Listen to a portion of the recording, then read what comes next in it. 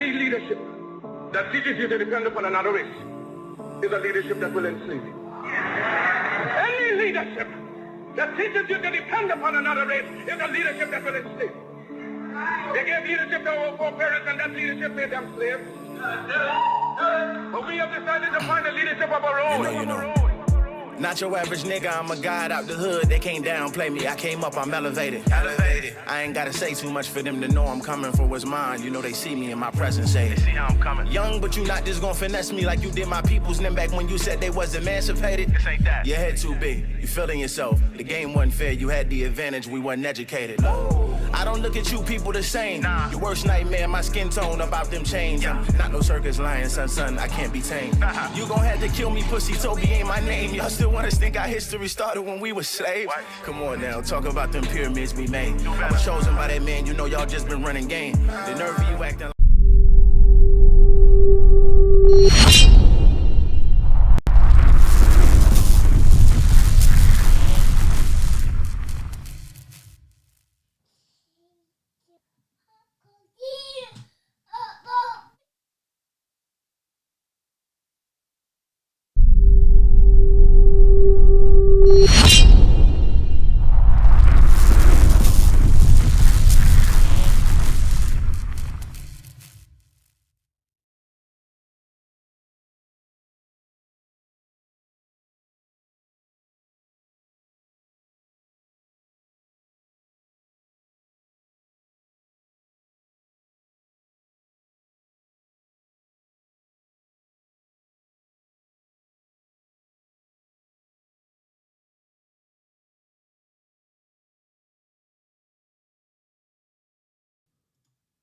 Leadership that teaches you to depend upon another race is a leadership that will enslave you. Any leadership that teaches you to depend upon another race is a leadership that will enslave you. They gave leadership to our foreparents, and that leadership made them slaves.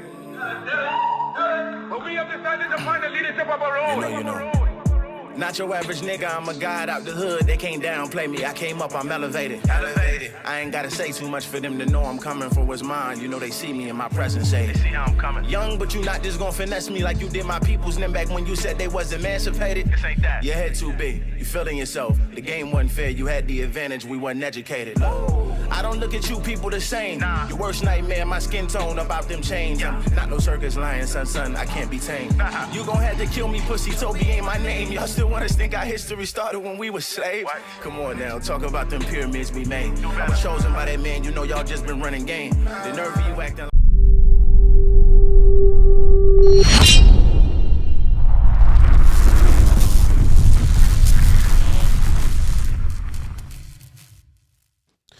What's going on, family? I am your host, and welcome back to Shifting the Culture Podcast.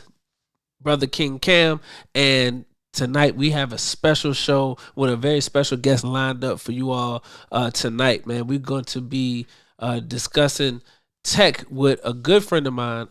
We linked up via social media. I've been watching her work for, quite some time now. Very dope, very impactful. So we're going to be introducing her very shortly. But before we get into all of that, family, I need the Culture family to do me a favor. Instagram, I need you to make sure that you are engaging on this as we continue to move through the show tonight. Facebook family, I need you to like and share. YouTube, I need you to smash that like button. Make sure you hit that subscribe button as well, and hit the bell to stay notified each and every time that we drop a video. And then the Twitter family, I need to make sure that you retweet, and retweet. Yeah, we on all social media platforms with it. So I need you to make sure that you're doing those things, family, so that we can increase the engagement, get everybody tapped in.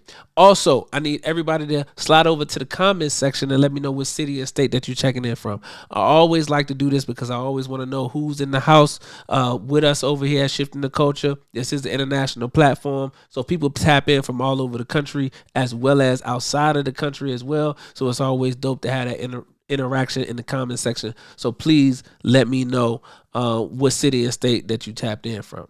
So as I mentioned, we are going to be bringing on a very impactful guest tonight.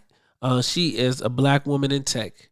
And if you have followed my journey. If you've been following me on social media for quite some time, you know I made the transition into tech. I believe going on 2 years now, via tech sales through a tech boot camp by the name of Course Careers. And once I made that transition into tech through Course Careers into tech sales, you know, I started getting really active on LinkedIn, and I just was able to network and connect with some, you know, some beautiful, passionate, powerful, intelligent people in the tech industry. And this sister is one of those sisters. She's a life coach. She's a life and career coach, excuse me. And she actually pivoted into tech from HR. She pivoted into tech from HR 6 years ago, breaking into tech and making the transition. And not only has she transitioned and, you know, really upped the bag and secured the bag for herself and her family, but she also coaches and mentors others in making that transition as well. So, you know, without any further ado, I want to help bring to the stage tonight our sister, your sister, Naja Dunn. So y'all help me bring her on with a warm round of applause, family.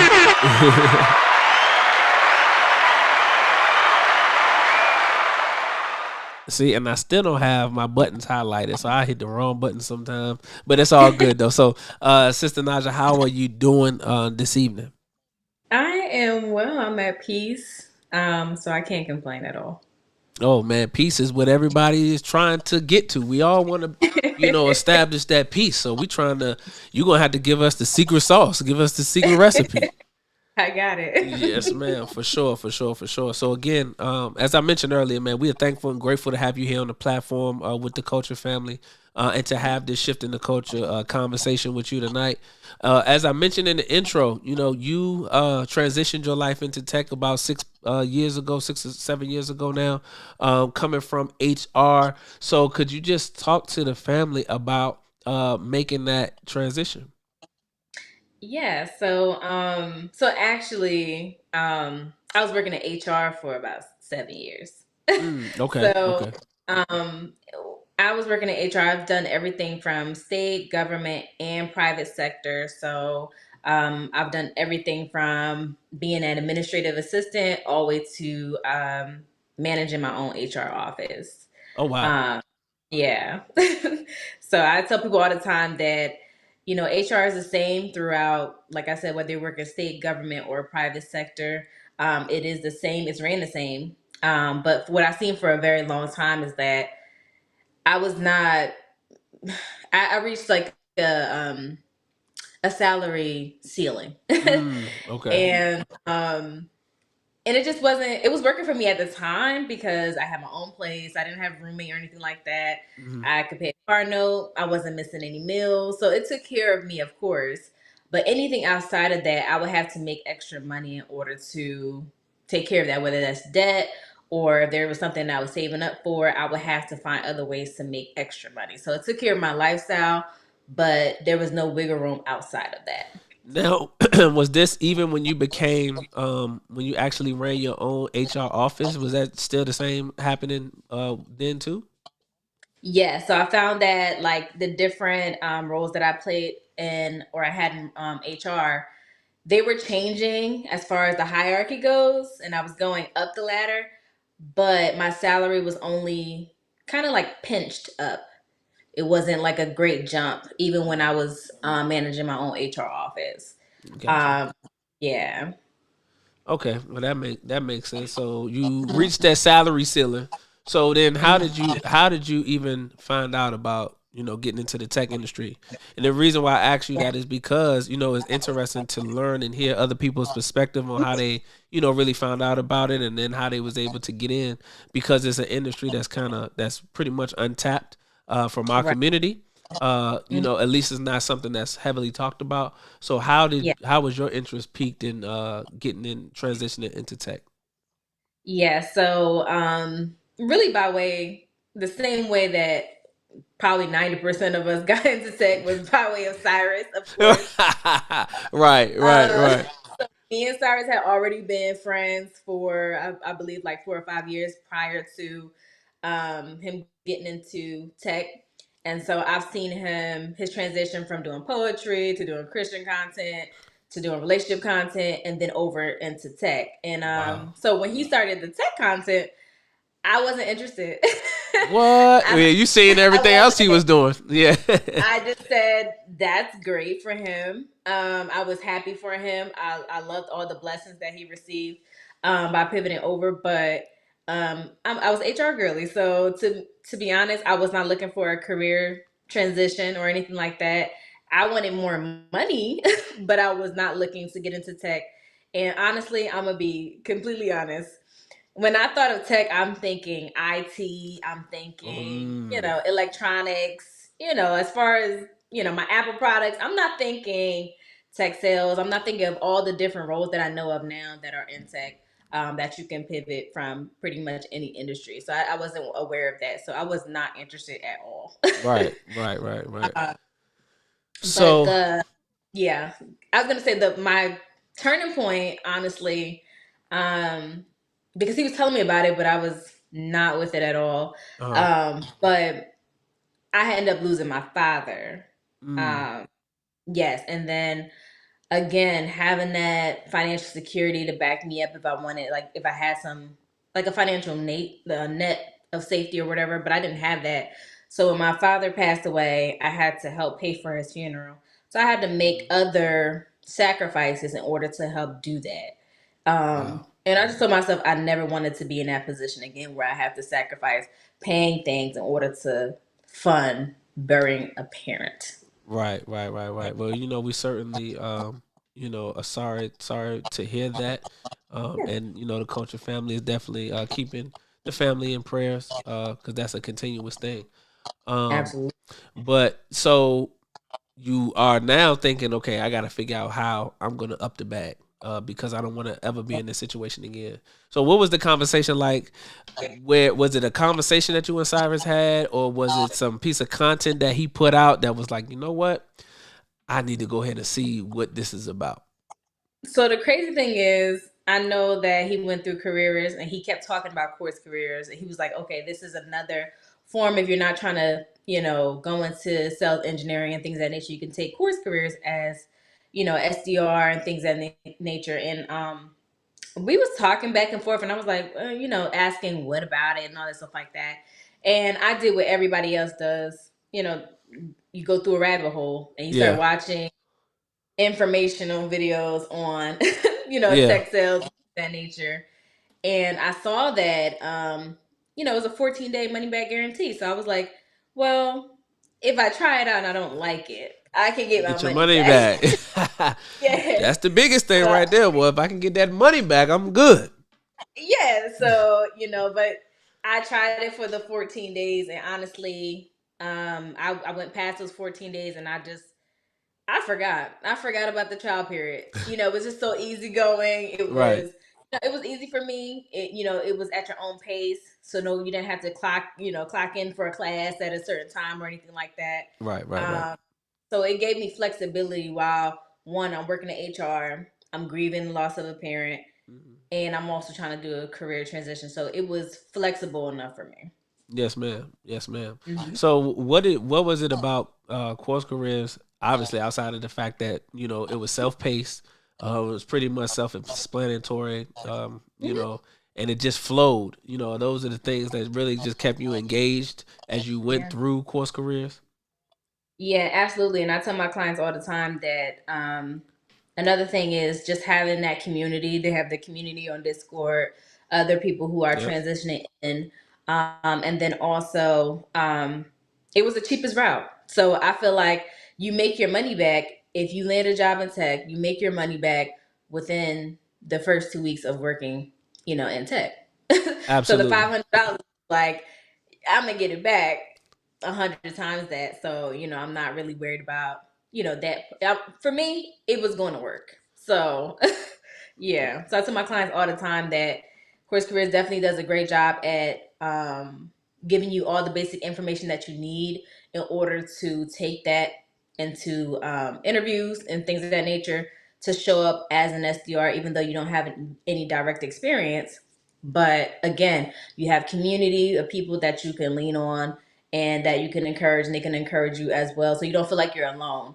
And a lot of people do feel that sometimes, like, I'm doing this and I don't have anyone to go to for answers. Yeah, now the community is really big, especially when you're getting into a area that you're not too familiar with. So it's important that you have those outlets to be able to ask people questions. People going through the same journey as you. So I thought that was something that was really good. However, I was so locked in when I went through course careers, like I was not even tapped in. I don't even think I looked at the Discord until I got to the final exam piece, because I was like, this has to work. I'm like, I gotta make Yeah. this work. Yeah. So, and I really, when I, if anybody has seen my testimonial video, I was actually working a security job at the time, and I didn't have $500 to be able to take course careers, but it offered the payment plan. So because it Right. offered the payment plan, I was able to start with $100, and with that, that's how I was able to get started. So it's really affordable for people who don't have the money. But yeah, Yeah. I was so locked in. I was like, yeah, this got to work. But the community is extremely important. So transitioning now, you go through course careers, right? You are on the path. You go through that. You take the final exam. You pass that. How was the job search for you? Now, and the reason why I'm asking is because if you ever double back, and I'm pretty sure you probably have, but you went back into the course careers portal now. It is so much more than when I was taking it. When I was there, Yeah. it was not everything that they have in there today. Exactly. So, explain Yeah. the process once you had got your certificate and was looking for jobs. Explain how that process went. How long did it take? So it took me a matter of 4 weeks to accept an offer, is what I'm going to say. Not to land Okay. a job. I already had offers on the table within that first month. Now, two things. One, the job seeking journey, I know that it is very strenuous and it can seem very daunting if you're going to get a lot of rejections because you don't have direct experience. But, and I guess we'll get into this a little later about different ways that you can kind of get past that hump. But I was in my HR bag, to be honest. Working in HR for so long, it's just like the tips, the tricks, what they're looking for, how to ace interviews because Yo. you've done that already. Yeah, I've been that's the crazy. one I didn't even giving the think about that interviews. till just now. Yeah, I didn't even think about that till just now. Like, what's about to come in these interviews. Like, Exactly. the process. And So it's like, wow. yeah, so it wasn't hard for me, only because of that. But You had the cheat that is code. You but said that is you had why the cheat code. but that is why I became a coach. Now, I want to get into this because you just said that when we first took course careers, it was not the same as it is today. Right. It was totally different. And I got to see the changes of that. So, I mean, we can get back to me landing a role within Okay. 4 weeks, but I got to see the changes from the back end. Troy actually had to sit down with his UX designer. She was showing me what the new platform would look like. I thought it was really good. I was like, this looks really nice. And then they were saying how they would have the student profile. Now, when we graduated, we didn't have the student profile. Nope. We had a list of companies. We That's it. applied, and whether they wanted us or not, that was the deal. That right? was it. That I was thought it. that was really cool because I was like, oh, we're going to get this list. Right. But Me too. now, students have a student profile and companies can come look and invite you for interviews, and which I thought was pretty cool. But I went to Troy after sitting with her and I said, Troy, what about the students who don't feel like they're being seen? What about the students who feel like they just are not acing the job seeking journey? They don't feel like they're getting, they're not getting noticed. They're not getting invited for interviews. They're not even getting past recruiters, screenings and things of that nature. I said, what about those students? I said, I really think you should add coaching to course careers. Troy said, I'm gonna think about it. And he came back the next day and said, we can add coaching if you become a coach. So That's normally how I go. If you gonna do it. yeah, so We can add it. so the coaching coaching was my idea. That the reason why we have Course Careers coaches was because of me. Wow. And it was just bringing in. Naja is the one that founded the coaching aspect in Course I Careers, did. bro.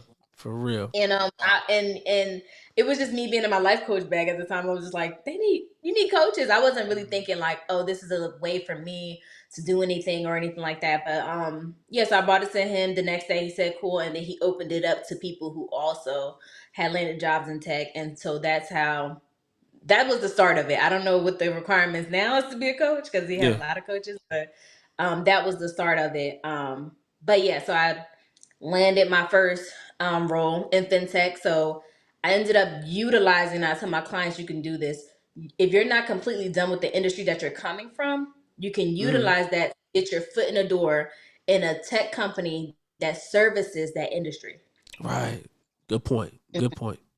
Because you're like their prospect before you join a tech company. So you know the minds of, the industry that you're coming from, the people in the industry that you're coming from. So I just utilize, I've been in HR before. The finance offices are a part of HR. I know how to talk to these people. Right. And that's how I landed my first role in fintech. Man, I could just imagine how those interviews was going. I mean, they was asking you questions, and you just was hitting them with stuff they weren't even expecting. They're like, well, somebody didn't do all the research on sis because she know too much. Like she's supposed to be on this side of the camera, not that side of the camera. Like that's crazy. It was like, I was gonna ask you this one, but you already answered that question. So let's just move to the next question. Right. Wow. So yeah. Mm-hmm. Wow. So okay. So now you're able to land a role, in fintech. Was that a SDR role that you landed, or was it? What was the actual role that you landed in fintech? It was SDR.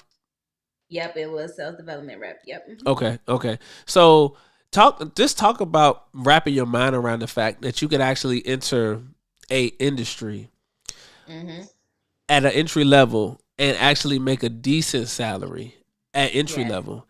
And then the opportunities that exist as you perform well, and you either move vertically in that role to another role, or you move, horizontally into another tech space. Talk about the opportunities that exist there, even without you having to have a degree and things like that. Yes. So now I do have a degree. Okay. But my degree was not needed for this. But I will say that like when I finally broke in, my starting salary, like including OTE, was double what I was making in HR. Wow. Dang. I know some of those. I know some of those SDR salaries. So I'm thinking to myself like, dang, well, they was really not paying y'all in HR there. Right. Goodness gracious. And I ended up getting a really good deal as entry, because if you think about it, if you have no direct experience, you're not coming out the gate making 80. That's just, right. You're going to be on the lower end of that. But including OCE, I came out the gate making 80. That was my first SDR role. So, it was double my salary already. So without coaching or anything like that, I was already at a double salary once I broke into tech. And I tell people all the time, because people will say like, okay, so where do I go from here after I do this? I tell people, if you stick it out from 9 to 12 months, I never tell them to leave a company if they just want more money, because you can move up. Because after a year, they could give you a raise, they could give you a promotion, and you can go into account executive, which is the next step up from SDR. But if you would like to do something a little bit more, I would say more involved in tech, like sales engineer, or be like a VP, outside sales, things of that nature, then because you started out with SDR, you have the basics, sales processes, it will be an easier transition. Now you might need a little bit more education, like another boot camp, or you may need to tie some of your previous experience. Like if you've already worked in like people operations, or if you worked, as like a general manager, things of that nature, you can utilize it. It's just ways that you can show that you have those transferable skills in order to kind of slide your way in. And even then you might be at entry level if you go that route. Right. Well, that definitely makes sense. And when I talk to people, a lot of times about the opportunities that you have and the salaries that you can make, Hmm. coming in the door, it's almost unbelievable. So you kind of have to Yeah. experience it yourself first, For yourself. because Yeah. this me breaking into tech, I was making 85, including OTE. That was my Hmm. first role as an SDR. I had never made that much money in my life at a job. So that Exactly. was just Yeah. like incredible. And again, not having a degree, because I don't have a degree in the aspect of a traditional degree, and then definitely Right. nothing that's tech related, right? But I Yeah. do have very good communication skills and things like that. But and then obviously adding the course careers Hmm. certificate to it, that just took Right. everything over the top. But again, like I said, you kind of have to believe it in order. I mean, experience it to believe it. But Exactly. I know it was something that was very, very true for me, and I know it was very true for you. And I'm gonna ask you like a SDR, almost like a SDR question, because Yeah. I'm just thinking about the role and you knowing what you know in the role. um Hmm. how did your previous experience, I guess, and the training in course careers help you to be successful in that role that you landed? Yeah. So again, I tell people all the time, I stand behind course careers. I do, because it worked for me and it works for a lot of my clients. So I've seen it happen time and time again, and my closest friends. So um Course Careers definitely does an amazing job of giving you all the basic information you need to know about the role. Right. Everything, from cold calling. It even allows you to have an assignment that makes you actually put into work what you'll be doing already. And it kind of goes beyond that, because when you become an SDR, most companies will already have a pipeline for you to work. But in Course Careers, with the assignment, they make you actually build your own pipeline. So it's kind of like beyond what you're already going to be doing. Yeah. Um, Again, it just there's nothing that it didn't cover. So once I became an SDR, I didn't say they didn't teach me this. Right. It was nothing that it didn't cover. So it does a very good job of giving you all the basic information, things that you can take into those interviews and say, I'm ready to do this work. Mm. Um, Mm. Now, I will say, from coming from HR, I'm already a people person. I'm a people operations person. So Mm. very solution oriented. So I know when I'm talking to people how to ask them questions in order for them to tell me what's really going on with them. Right. So it's never, I'm never pulling teeth, because I know how to have a conversation in a way where they want to tell me. When Mm. people work in HR, people trust you because going to HR means that you have the answer. So Mm. I just kind of use that same information when I'm on the phone with people in order to say, okay, what's going on? And they trust you because it's like you're talking to them in a way that they don't feel like you're trying to be in their business, but just trying to bring a solution to something that may be a problem. Um, but there are, like I tell people, like, you can always pivot over from any industry, because if you have a professional background, you're going to have transferable skills that are going to work for this role specifically, is what I'm going to say. Absolutely. Um, because people all the time think they have um like imposter syndrome, and I'm like, you're just bringing what you already know over to this and then learning the things that you don't. It's going to be a learning curve. It was a learning curve for me. But if Mm. you can get past yourself and knowing that you're not going to know everything off rip, and that you kind of have to take off your old hat and put on your SDR hat, then you're able to, and once you get on the phone, you're able to get past that. But if you can't even get on the phone, that's gonna be your A problem. stopping point. Yeah. How you gonna make money? You ain't gonna make money like that. Right. So Right. No, that's absolutely true. So mhm. okay, so now you you into your new journey, at in fintech and working as a SDR.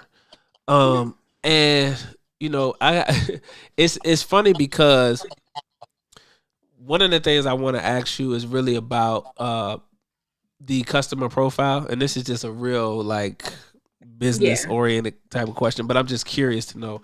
Um, Now, the ideal customer profile that you guys were targeting, was it C suite level? Was it C level or C suite, or was it was it under that, or was it both? No, it was, yeah. So it kind of really depends, because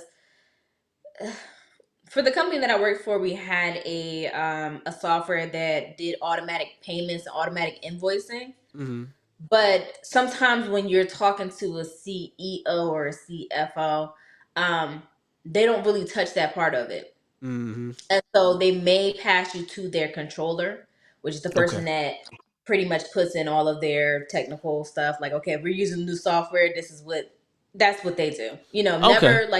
Never like a VP or, anything like that. But it's either CFO, CEO, or they're just sending you over to their controller, and their controller kind of brings them in the loop, afterwards. Yeah. Okay, okay. And I used to always, because the company that I work for, we targeted C-suite as well as like VPs and things like that on the cyber, specifically on the cyber side. But we would Yeah. also kind of tap into the finance side, and I would always see controller, and I never knew what controller did. Yeah. I would see that in the company structure. I'd be like, I don't know, what the controller does, but so Right. that's something new for me to learn.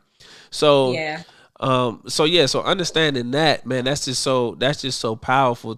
Could you talk about the cold calling aspect? Because I know anytime you bring up sales and mention cold calls, people get nervous. And they're like, "Oh no, I don't Yeah. want to do no cold calling and things like that." So, can you talk about the art of cold calling and Hmm. mastering a cold call? Yes. So I love this question because when I do talk to my clients, I let them know. This is what I tell them so that they can feel a little bit more relaxed about cold calling. Number one, you are not, unless you're doing direct sales, like you have to close on the phone and take somebody's credit card, Yeah. which is probably like 10% of SDR role. That's like more so like inbound. Mm-hmm. But majority of them, 90% is outbound. So you're doing cold call, you are not really selling them anything in that moment. What you're doing is you're figuring out if they have a problem and if your software solves that problem.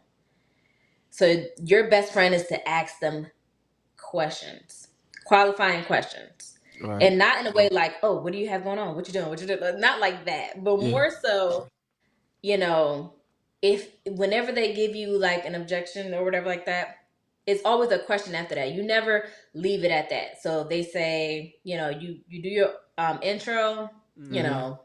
talk to you, good. They want to hear what you guys say.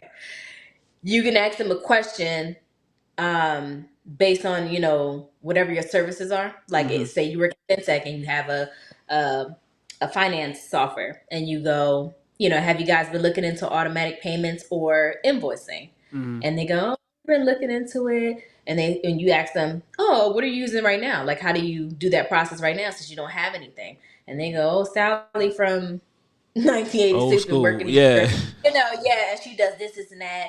And it's like, oh, okay, well, if you were to scale it 1 to 10 on that process, like, how do you feel about it? Oh, it's more so a 6 because now we got to deal with fraud because Mm-hmm. paperwork and blah, blah, blah.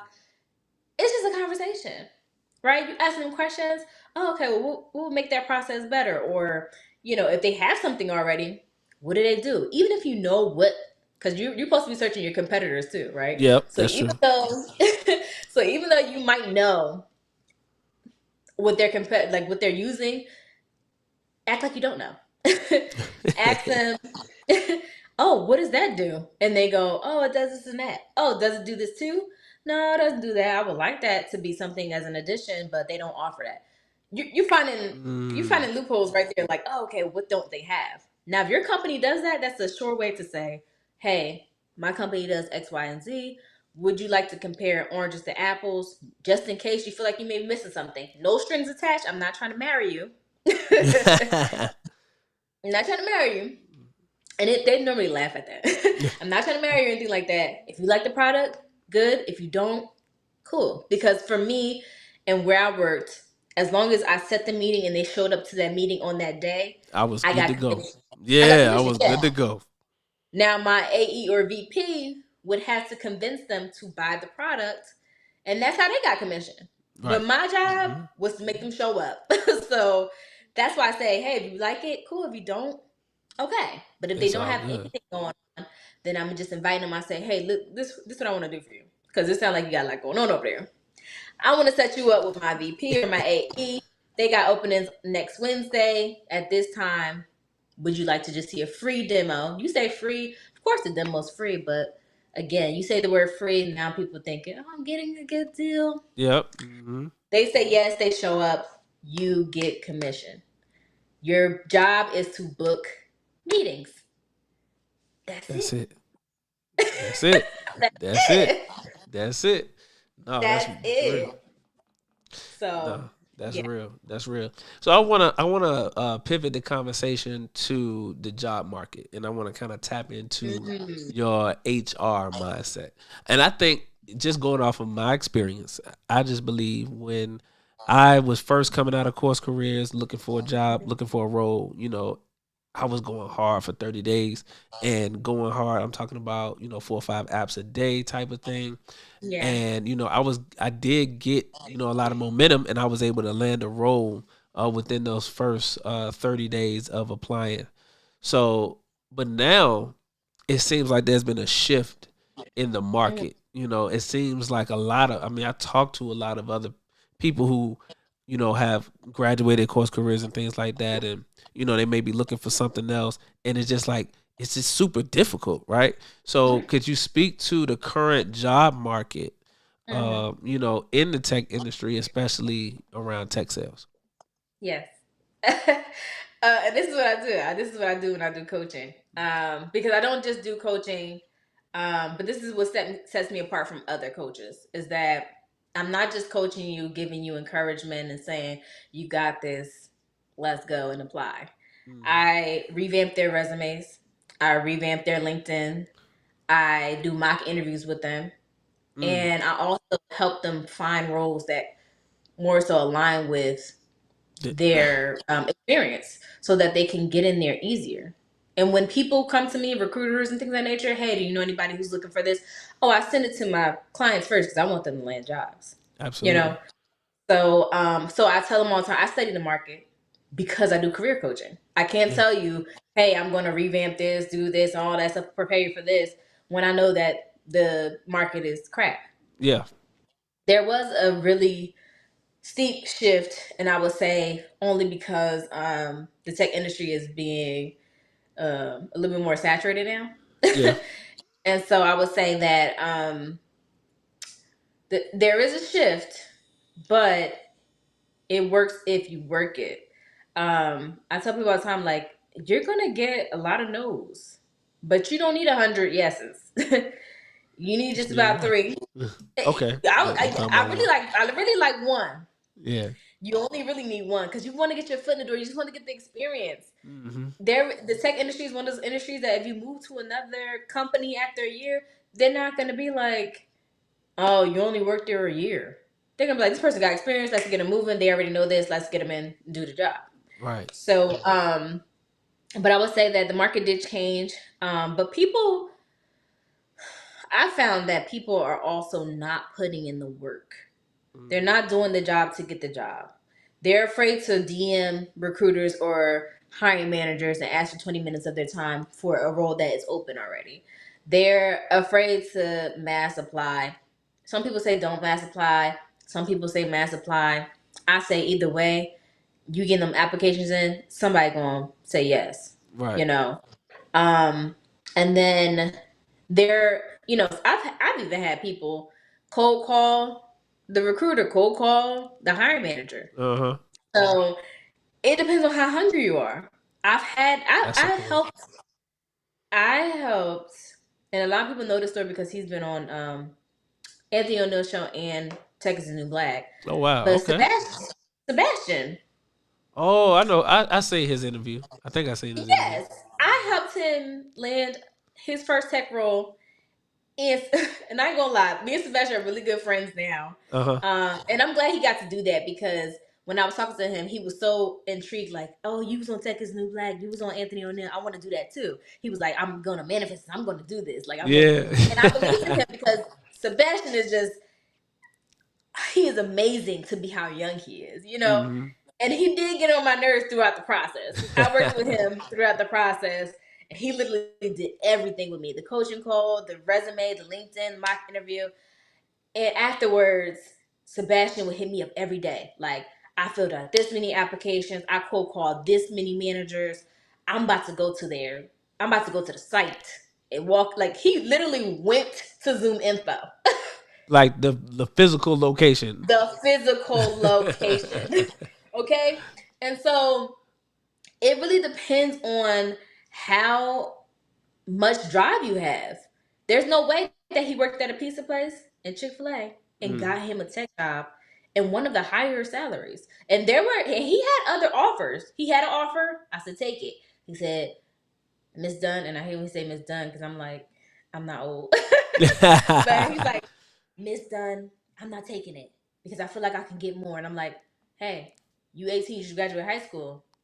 A lot of people did not go into, their first job making Right. 50, 60. Is this hmm take it? He said, nah, I'm not. And I said, oh, he gonna give me a headache. The next job, the next job, offering 10K more. He said, I don't know. He says another job they might be offering me the 80K. So I said, please do not mm. tell them no. And then here you are, and you're like, oh, I should have took it. So I said, send me your offer letter. I gotta Yeah. read it. So I read on there that him or the employer could retract this at any time for any reason. hmm So I'm like, okay, sign it, tell him you're gonna accept it, and if the other job comes, just retract it. Yeah. Literally, he signed it one day, and the next day, the other job offered him the 80K. He got that job. So Wow. it depends on how hungry you are. He didn't wait long. Yo, that's dope. He did what he was supposed That's fire. That's fire. to do. Shout So, out to Sebastian.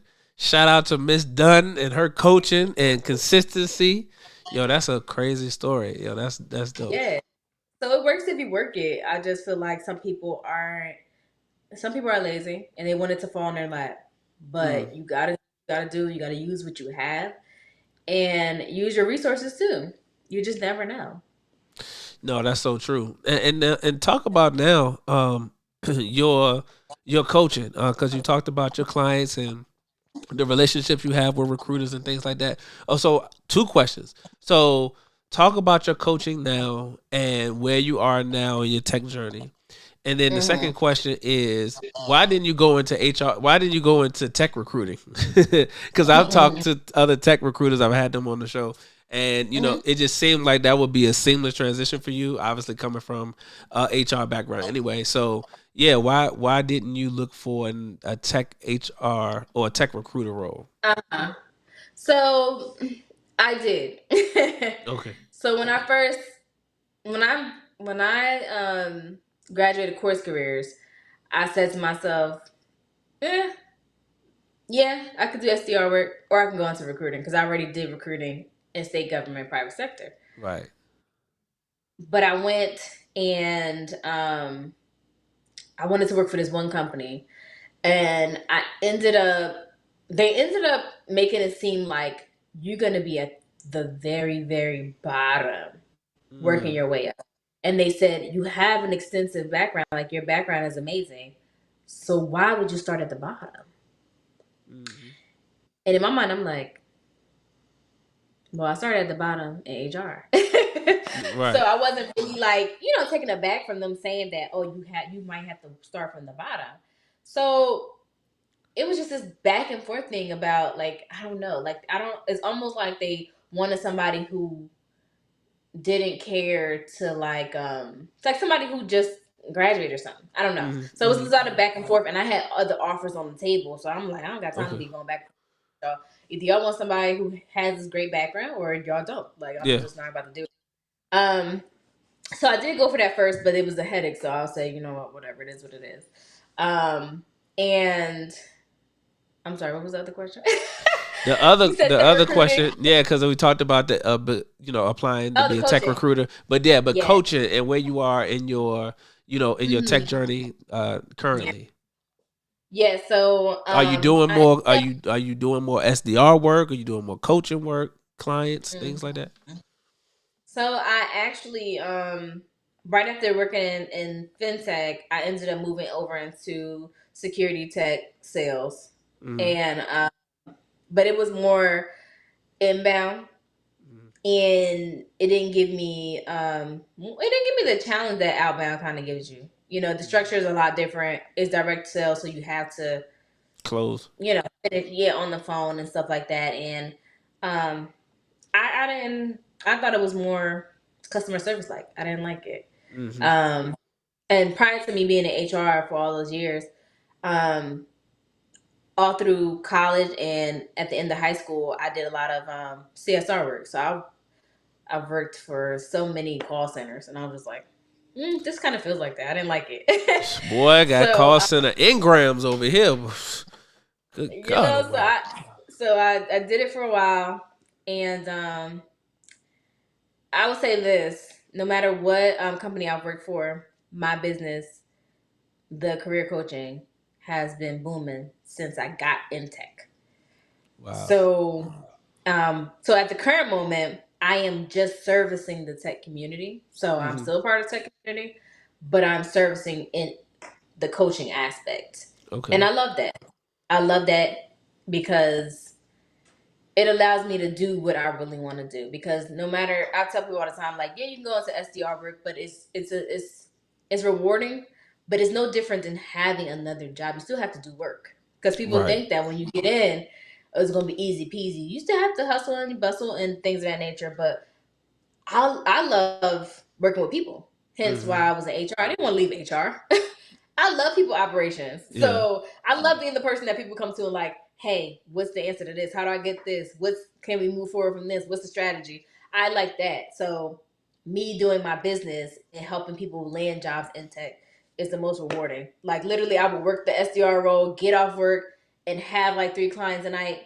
And I was more excited about that than I was, doing the SDR work. The money was great, but I Right. make good money in my business. Doing So what you do with the business. So are you looking to are you just looking now to scale what you're doing with your clients and things like that?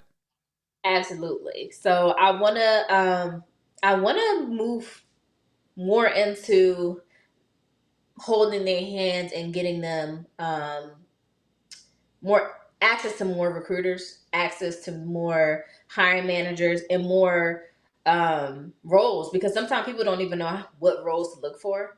And we do that in the mock interview, but also after you're done, people forget those things. They're just like kind of winging it. Yeah. And I want to be the one to be like, okay, not only am I preparing you for this journey, but when you are prepared to go out there, I'm going to help you with that part about it too. So that's the part that I'm trying to get over is kind of helping them find the jobs even quicker, Mm-hmm. and opportunities to connect with recruiters.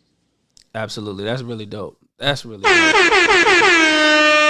So tell me about um as you look to scale what you're doing in the coaching aspect of things. Can you talk about the branding because you brand yourself very well.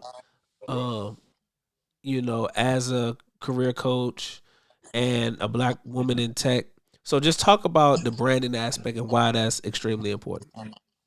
Yeah, so I would tell people all the time that having a brand is great, but if you don't have people skills, if you don't know how to network, and if you don't know how to service people, then your brand is crap. Because no one, people buy into stories and they also buy into trusting someone to actually help them get the results that they're looking for.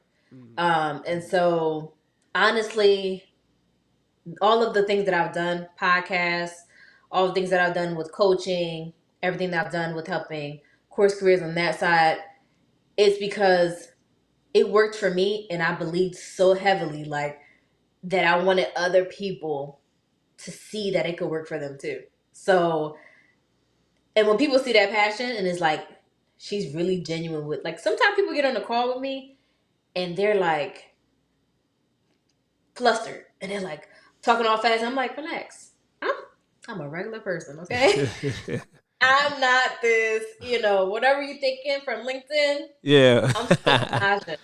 I'm still Naja. I'm a regular person. I'm a girl from Jersey. Okay. Jersey in the house. So, you know, but I tell people, relax. Like, let's figure out how to get you where you want to go. And people love that because they're like, oh, you're so down to earth. And I don't know what other experiences they had with other coaches or Mhm. people in general that are in the tech industry. But for some reason, they kind of feel like that they have to treat them like celebrities, kind of. And I'm not like that. Mhm. And they're happy, like, you're so down to earth. I can just tell you what's going on. I don't just start and say, okay, well, what do you want me to do? Literally, anybody can tell you, and you can look at my testimonials. I start off with, tell me about yourself. Like, you got kids, you married, where you Yeah. from, how did you get to where you are now? Mm. I want to know that. I want to know your why, because I'm gonna help you build on that why so that you can make it more believable for people who are going to hire you. So, and that's how the brand, I didn't do anything, I didn't do any crazy strategy to boost myself up on LinkedIn or anything like that. It's just I service people. And people love that. Authenticity. They tell other people, and people are like, hey, you help such and such. And when they have that experience, they go to other people, and it just spread like wildfire. And you don't have to do anything crazy. You don't gotta be flipping off a wall and making these outrageous videos or trying to be in competition with anybody. The work and the service that you do for people, it speaks for itself. Servant leadership. That's what comes to my mind when I think about Absolutely. what you just talked about. Servant leadership, leading with the mind to serve, and how Yeah. you can, help the people that are reaching out to you. I think that's Mm-hmm. extremely important because one of the things I learned about in social media marketing and branding is that the impact is better than the income. So it's impact over Absolutely. income. And Mm-hmm. sometimes people get into things because of the income. They're trying to figure out how they can make, a lot of money and how they can increase their Exactly. income. And that's all Mm-hmm. good. However, Mm-hmm. how are you impacting the people that you are coming in Right. contact with? What are you Mm-hmm. doing and how much value are you bringing to that individual, to that situation, Right. that they can actually see tangible results? And Mm-hmm. if you are able to provide them with those results, if you're able to provide them with a change, if you're able to impact them on such a level where you leave a lasting impression, then that in and of itself is going to lead you into the income. Right. So, Exactly. impact should be top of mind and, Exactly. priority. Yeah. And I have some people reaching out who want to scale their coaching with course careers. And I tell them all the time, what are you bringing outside of motivation or telling somebody a story and saying how you did something? Like, what do you bring outside of that? And then also, I have people hit me up all the time like, oh, what's your specific strategy? And I'm like, you can't be me. You Like, got to be you. you know, You got to be exactly. you. Like, I literally have people all, like, who want to be coaches. I tell people, you can't just come in and be a coach and it's better if you've taken course careers, because some people want to be a coach for course careers and haven't even taken course careers. Yeah, that's People not gonna work. trust people trust when you Yeah, have done the same thing. you You gotta cannot say, experience it. Yeah, yeah. you have to So experience it. but who you are is gonna have people trusting you by what they see. And there's no secret sauce. I wish I Mm. could tell you this is how I did it. But the numbers, I I had somebody hit me up and say, congratulations on 15,000 followers. And I say, I got what? I didn't even know. I literally, and I'm on LinkedIn and I revamp people LinkedIn all the time. But I do not be going on mine like, oh, how many followers I have. Like, hmm I just don't. I didn't even know. Somebody brought it to my attention. They literally DM me and brought it to my attention. And I'm like, wow. That's amazing. But Wow. it wasn't on my mind. I wasn't looking to get followers. I don't even think followers. I'm thinking, let Who me can I get some help? people. Yeah, like Yeah. Who can I that's what help? I was thinking. Not Yeah. followers. Followers don't do anything. Like anybody can follow you, but I really didn't know because it wasn't a goal of mine to have followers. Like that just wasn't on my mind. And I mean that's the beauty in it, because again, when you are just trying to figure out what you able to bring to the table that can help people and impact people on another level, then all of that other stuff that a lot of people looking for, that stuff come Yeah, along with it. exactly. One of the things is in the scripture it says, "Seek ye first the kingdom of God, and all Mm-hmm. these things shall be added unto you." So, all of those things like followers and, brand deals and Mm-hmm. interviews, those are the things that are added unto you if you seek ye first the kingdom of God and you seek to help and to serve in, Absolutely. in that aspect, in that capacity of the Mm-hmm. people, then all those things will be added to you. And I think But people want if, it the other way around. yeah, a lot of people want to They do it the want other the way things around. first They want the in order things to make them first. comfortable to Yeah. seek the Then they kingdom. want to serve. Oh, let me serve you after Exactly. I got my bag up. Like, no, that's not how Exactly. that works. It's not how Exactly. that works. You definitely out of order. Um, Exactly. Way out of order. yes, ma'am. Yes, ma'am. So, could you tell us what's next for Naja now? I know you mentioned earlier that you actually looking to scale the business, so you acting, you looking to add some new things and some new aspects and stuff like that. But what's coming up down the pipe that we can look forward to, and the people can stay tapped in. Um, I am going to be bringing a different aspect to job seeking, especially for those who are parents. Mm, Um, because that could be a lot in itself. It's one thing to be, 18, just coming out of college, you ain't got no kids, and it's just you, right? But it's another thing when you're coming from a background where you're trying to pivot, or you're not working, you're unemployed, and you have children, and you're trying to pivot in that stage as well. And it can be hard trying to juggle a family and also, increase your income as well. So that's something that I want to kind of focus in on. So there's a lot of there's a lot of new things that will be coming. The reason why I'm doing that.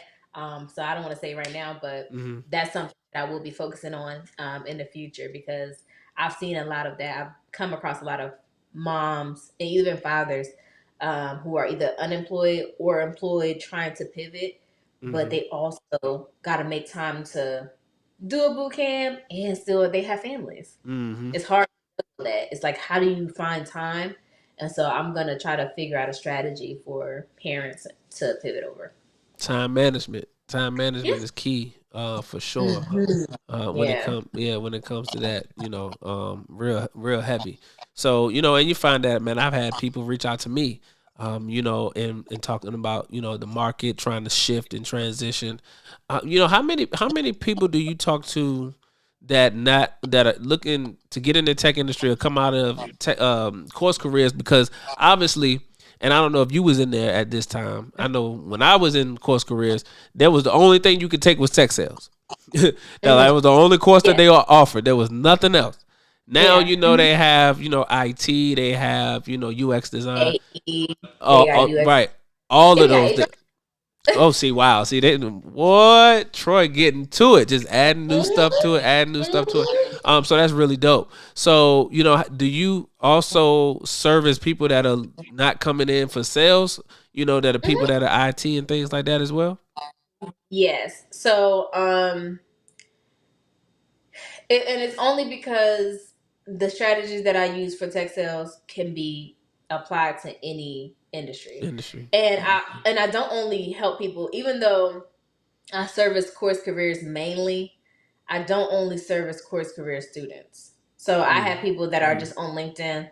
Hey, I want to go into this. I want to go into that. I see that you do resume revamp. I know that you do this. That you do that. Can you help me out? So majority of my clients are tech, but I have a whole community of people who just looking to get either scale up in their company or pivot over into different industries. Somebody might be a CSR, but they're just looking to go into HR, or somebody might be in HR, but they're looking to go into healthcare. Like, so people pivot from different industries, but majority of them are tech clients. Yeah. Man, that's so dope. That's so dope. So, listen, family, if you just joining us, man, we've been chopping it up with Sister Naja, man, and she has been walking us through her journey in tech.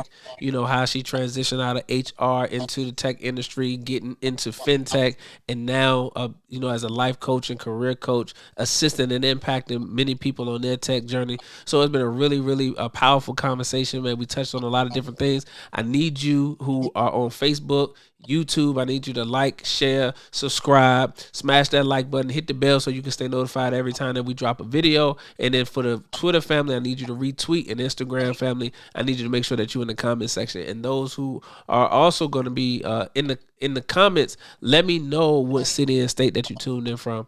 Because this has been a fire conversation. I want to know your thoughts and what you thought about the conversation, and what Sister Naja is doing. So make sure that you let us know that in the comment section. So where do people find you on social media outside of obviously on LinkedIn? But where else do people find you on social media? Or is LinkedIn like your biggest area, that you do your social media thing at? LinkedIn is my cream of crop when it comes to coaching. So Okay. if you're trying to support that, then Naja Dunn on LinkedIn. But my favorite is actually Instagram. Okay. Instagram. And my Instagram is oolalala, so OOOLALA _ NAJ. But also that's my TikTok as well. So yeah, Instagram and TikTok. I hate Facebook for some reason. But Instagram, TikTok, and LinkedIn are my favorite platforms right now. Man, LinkedIn kind of popping. Like I didn't get on LinkedIn until I first went through course careers. It was like you got to set up a LinkedIn profile, do all that kind of stuff. I was like, I'm gonna do it because of the course. But then once I started putting out content on LinkedIn, it was like, oh, okay, LinkedIn kind of the move over here. So I didn't. Yeah, it's mirroring other social media platforms every single day. Like they just made an update to where they have this new algorithm where the more you post, the more they're gonna put you in front of other people for them. Like I don't know if you've been on your timeline and it says like follow this person, and you don't know who that person is, but they're suggesting this person, just like Facebook would say, do you know this people you know, and things of that nature. Same thing with Instagram. So LinkedIn is also having that as well. Yep. Mm-hmm. Wow. Okay. Yeah. So I had kind of fell back off of LinkedIn. We'll talk about that on the back end, but I need to go ahead and jump back out there. If they doing that, more posts and more engagement, then let me go ahead and start pumping it out again. But Naja, man, we appreciate you for coming by, sitting with the Culture family. Here at Shifting the Culture, and we like to have these powerful conversations with people like yourself who are out, got big motion going on, but really with that servant leadership mindset, impacting the people and, and giving back to the community. So we appreciate your time and just stopping by and talking with us today. Absolutely. No, we got to do this again. So, we definitely going to be bringing you back for sure, And other than that, man, family, we appreciate you for sitting with us today and having this conversation. Again, if you're looking to transition into the tech industry, then you know who to talk to and where to find me at. But if you want to get some more specific coaching, then definitely slide over to LinkedIn, tap in with Sister Naja, and let her go ahead and get you right on your tech journey, because she gonna bring the heat for you. Man, so we appreciate you, family. Until next time, man, we look forward to seeing you all next week, and man, we look forward to another powerful, impactful conversation. So peace and blessings. Any leadership that teaches you to depend upon another race is a leadership that will enslave you. Any leadership that teaches you to depend upon another race is a leadership that will enslave you. They gave leadership to our foreparents, and that leadership made them slaves. But we have decided to find a leadership of our own. Not your average nigga, I'm a god out the hood. They can't downplay me. I came up, I'm elevated. Elevated. I ain't gotta say too much for them to know I'm coming for what's mine. You know they see me in my presence, say they see how I'm coming. Young, but you not just gonna finesse me like you did my peoples. Then back when you said they was emancipated. This ain't that. Your head too big. You feeling yourself. The game wasn't fair. You had the advantage. We wasn't educated. I don't look at you people the same. Nah. Your worst nightmare, my skin tone about them chains. Yeah. Not no circus lion, son, I can't be tamed. You gon' have to kill me, pussy. Toby ain't my name. Y'all still want us think our history started when we were slaves? What? Come on now, talk about them pyramids we made. I was chosen by that man, you know y'all just been running game. The nerve of you acting like